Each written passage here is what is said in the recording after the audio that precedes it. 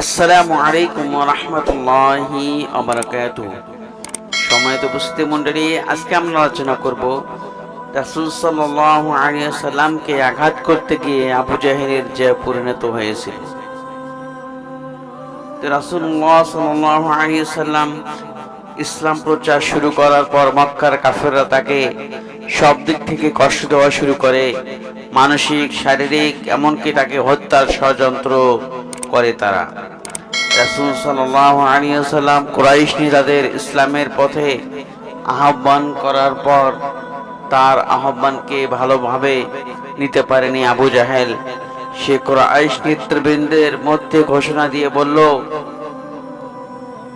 কুরাইশ ভ্রাতৃবৃন্দ, আপনারা অবগত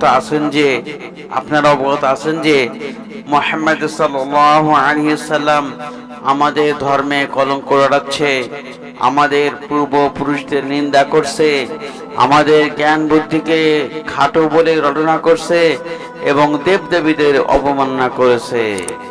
এসব কারণে আল্লাহ তাআলার শপথ করে বলছি যে আমি এক খণ্ড ভারী এবং সহজে উঠানো সম্ভব এমন পাথর নিয়ে বসবো এবং মুহাম্মদ সাল্লাল্লাহু আলাইহি ওয়াসাল্লাম নামাজের সময় যখন সিজদায় যাবে তখন সেই পাথর মেরে তার মাথা চূর্ণ করে ফেলবো। এতে আমাকে সঙ্গ দিয়ে তোমরা সাহায্য করো কিংবা না করো, এতে আমার কোনো পরোয়া নেই। তার এ কথা শুনে উপস্থিত লোকেরা বলল, আল্লাহর শপথ, আমরা তোমাকে অসহায় ছেড়ে দিতে পারি না। তুমি যা করার ইচ্ছে করছো করে ফেলো। পরদিন সকালে আবু জাহেল ঘোষণা অনুযায়ী এক খণ্ড পাথর নিয়ে রাসূল সাল্লাল্লাহু আলাইহি ওয়াসাল্লামের অপেক্ষায় বসে থাকলো।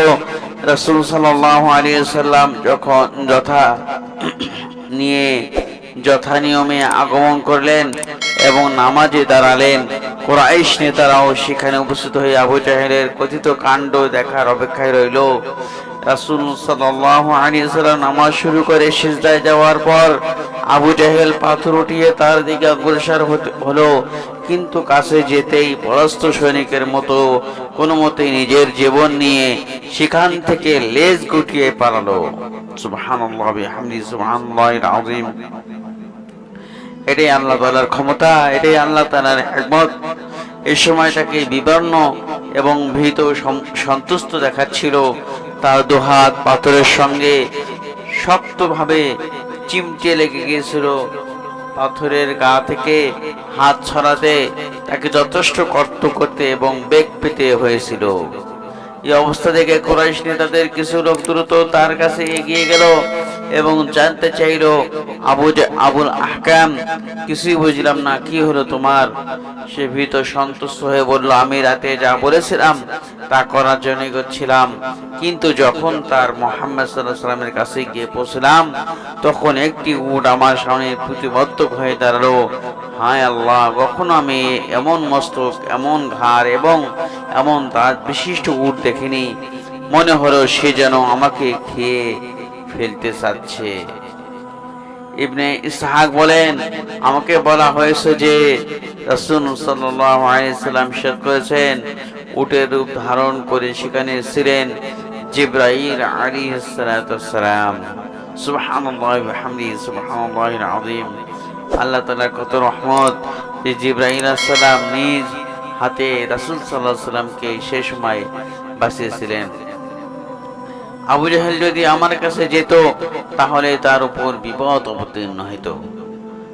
তাহলে আমরা এখান থেকে বুঝতে পারি, আল্লাহ যাকে ভালোবাসেন তাকে কেউ কোনোদিনও ক্ষতি করতে পারে না, কেউ তার ক্ষতি করতে পারে না, কেউ তাকে মেরে ফেলতে পারে না।